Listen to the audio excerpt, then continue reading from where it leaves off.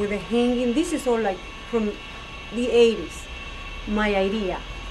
So I'm redoing it now, but in a more fashionable way for the little girls. Now, the thing that I found on the internet is that people qualify what you're doing, not just flower dress stuff, but that it's Victorian, right?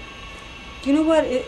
I have a mixture of everything here, really. It's not necessarily Victorian. Right now, I'm doing more of a chubby chic type of thing, which is the tutus. What I mean is, I know there's the niche, and you got the single like slips and stuff like that. But what I'm saying is where the little girls look like dolls. It's kind of a Victorian style. I don't know if you call it gingerbread or whatever it is, but you know what I mean is that's never went out of style. It's quasi Marie Antoinette. The French did a lot of embroidery, a lot of gingerbread type stuff. Yes.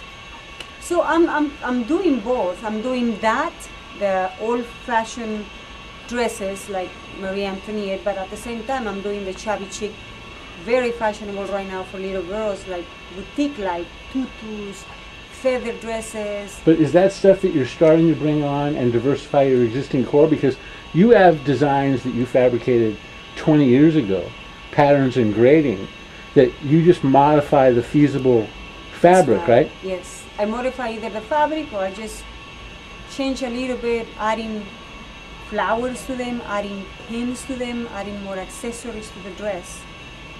Same pattern, but you change it around. But you stay away from fabrics that are too much relative to the design. See, you don't seem to have any really gauche, really gaudy. Because some people like really gauche, really gaudy implementations, right? Mm-hmm. I mean, it's not that you're just doing primary colors and stuff. You're doing prints and stuff like that. But you pretty much only sell what you think looks good.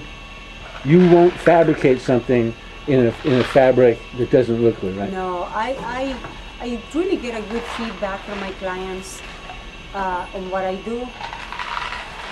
Somehow it's like they keep coming back.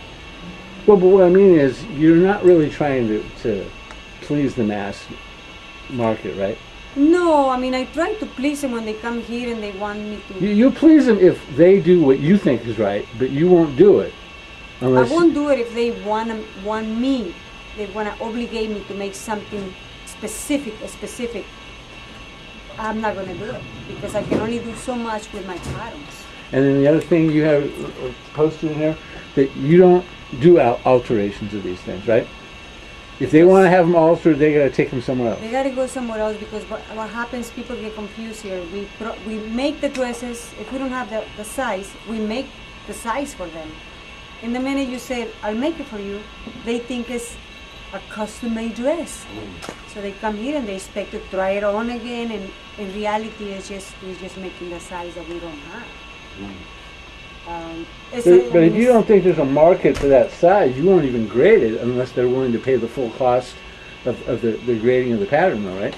Right. What I'm trying to do is to accommodate people by giving them a service that nobody provides in downtown, really, to my knowledge. To make a dress for a girl that is very tall, and they ask me to make it longer, I do make it longer for them.